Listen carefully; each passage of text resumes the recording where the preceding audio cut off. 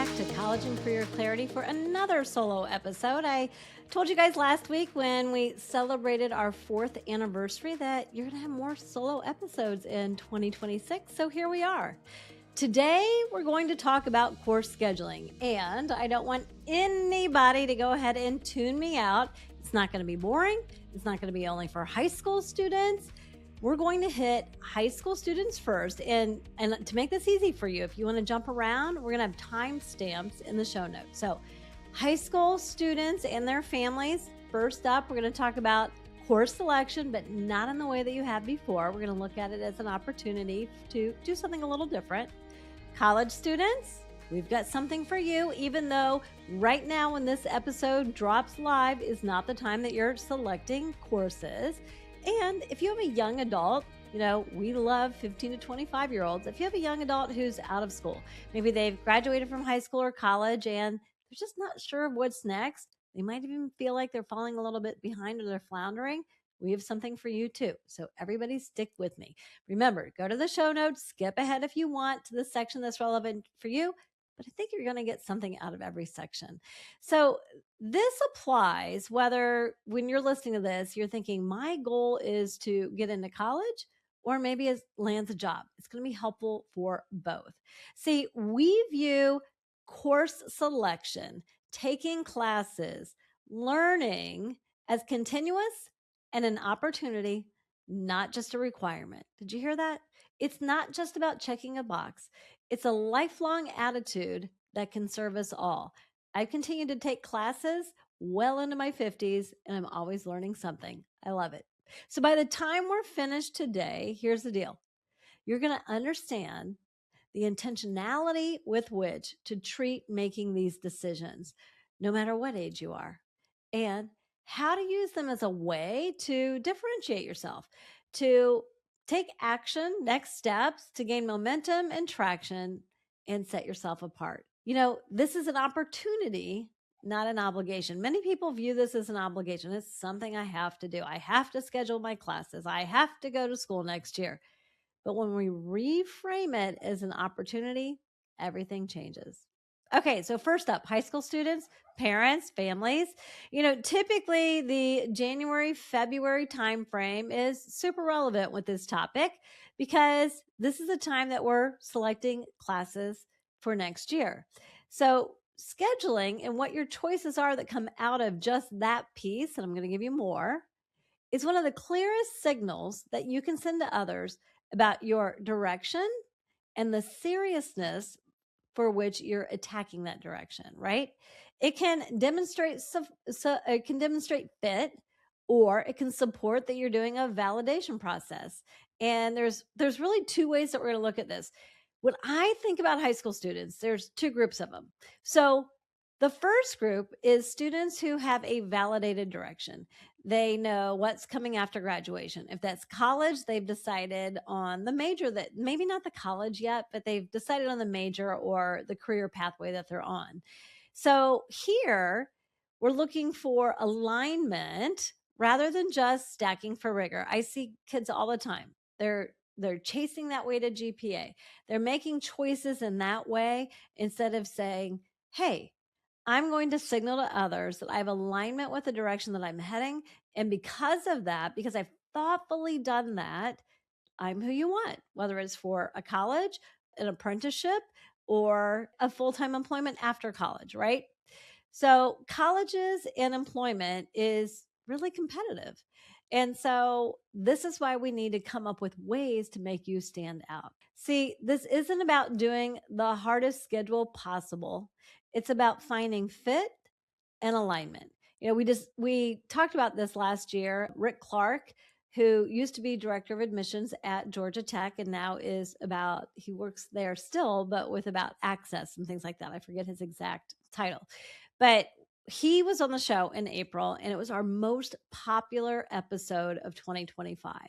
And he talked about for the college admissions piece that it is about demonstrating fit. He has this term, we assess fit to major. And that's what happens around the table when we're looking at students. So if you want to go back and listen to that, and it might help frame up some of the decisions that you're getting ready to make, I'm going to link to it in the show notes. So that is with Rick Clark from last April, and we replayed it as our last episode in 2025.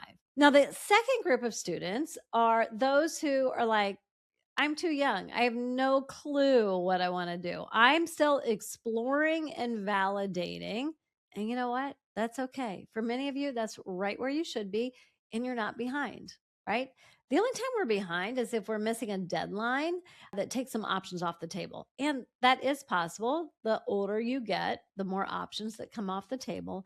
But for the typical high school student who is still validating what the plan after graduation is, or if they're headed to college, what the major and the career is, the high school classes that you take are a low risk way of testing your interest.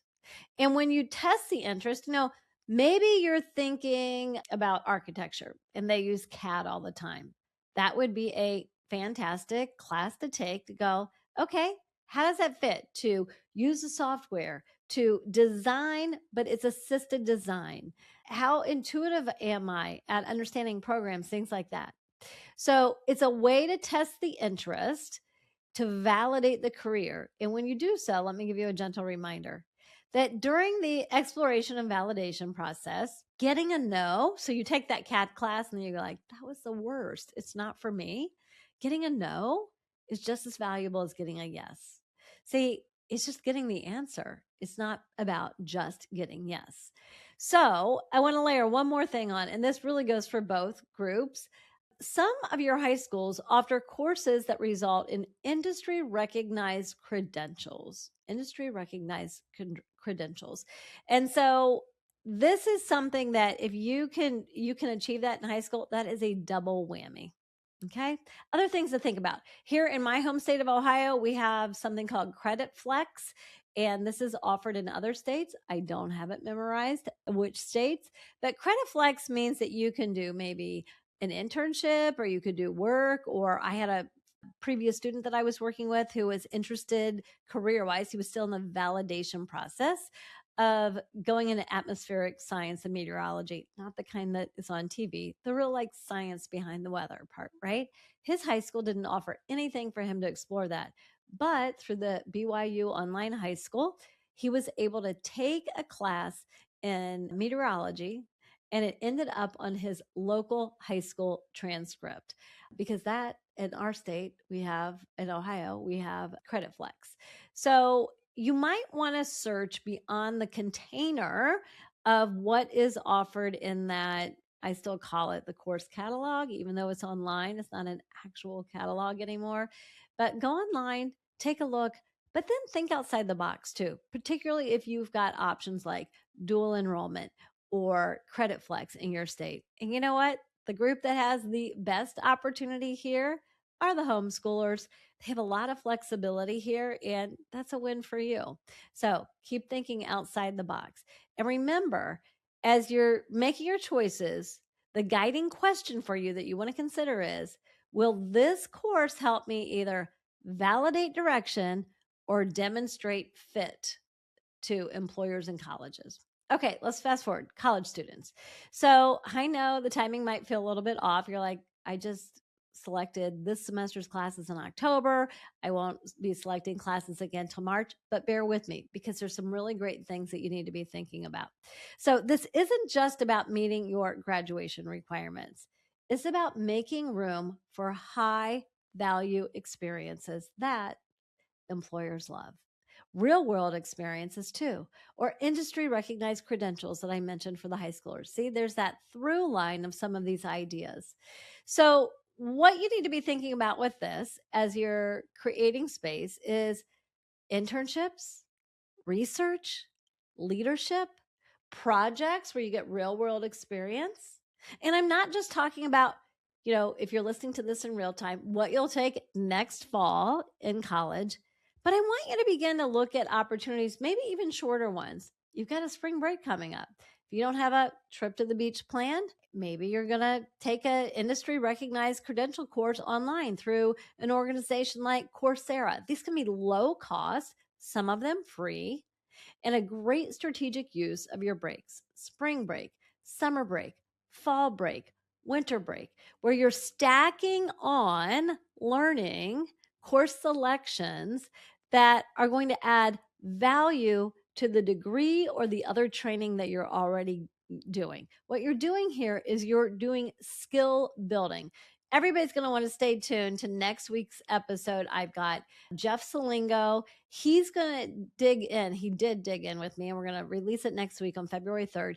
He digs in with me to this idea of employers increasingly value skills and credentials above second majors, above many majors in the classes that you take. So you're going to want to tune in next week as well. Okay, for those of you who have graduated high school or college and still feel like you're falling behind, maybe it's too late. First of all, it's never too late. This is figure outable. I want you to hear me. And I also want you to think about the fact that the best mindset shift that you could make that is going to open up doors to opportunities to get career clarity is that learning doesn't stop after the graduation line, after we move out of the traditional classroom in high school and college. See, while career advising that we do might happen like place and time on the timeline of life, career development, as I mentioned before, is lifelong. So even though you've left the traditional classroom, there's still opportunity that classes can be restarted. See, this is not a step backwards. This is not something like, oh, I screwed up. No, this is growth. Classes and coursework mean growth. And what you do if it's post-graduation is you start look at job postings that you're thinking of. If you've got a target job, look at the job postings and go, what are the skills, the credentials, the learning that employers are valuing? What are they signaling to you? This is one of my favorite things with LinkedIn. Go get my LinkedIn profile builder at flourishcoachingco.com/LinkedIn. It will help you get online, start to build your community, and learn how to use LinkedIn to signal what you need to be going after. When you do that, this structure and this thoughtfulness of, okay, I'm going to do something, begins to create clarity alone. See, getting unstuck is often going to start with learning something new. And here's the other thing, the world is telling young people, and I hate this because it's a lie, that, you've got to find your passion. You've got to find that one passion. I'm going to tell you that my passions have shifted over time. My purpose has not, because it was rooted in self-awareness about how I was wired and what my purpose in this world is. But my passions, they have shifted over time. So don't feel the pressure to find the one passion, because what I've learned, even with graduates who go back and they take a class to get a credential that employers are going to love, passion often increases as proficiency increases. Young people all the time say, oh, well, I don't know how to do that. I can't go after that career. No, we take the courses, we get the training, we get the real world experiences to teach us the skills that employers want. You're not expected to know it yet being the key word. You will be expected to know it at some point. So here's what I want everybody to be able to be thinking about. So here's what I want everyone to be thinking about. You are signaling by your choices about your direction and your readiness. Making these scheduling choices will shape the options that you have in your future.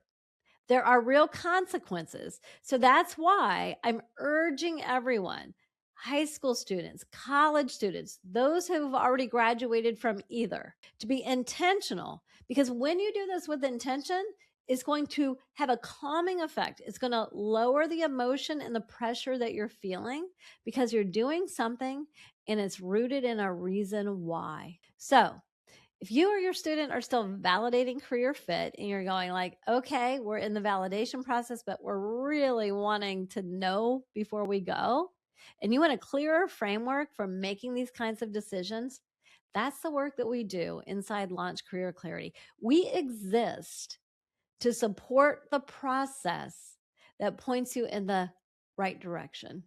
So, to learn more when you're ready, no pressure, go ahead and go to flourishcoachingco.com/course. And if you're just ready to get a little bit more support and guidance instead, go ahead and join our newsletter at flourishcoachingco.com/newsletter. Okay, join me next week as we dig into this idea of making dream school, dream college decisions that are rooted in a career ROI. Have a great week.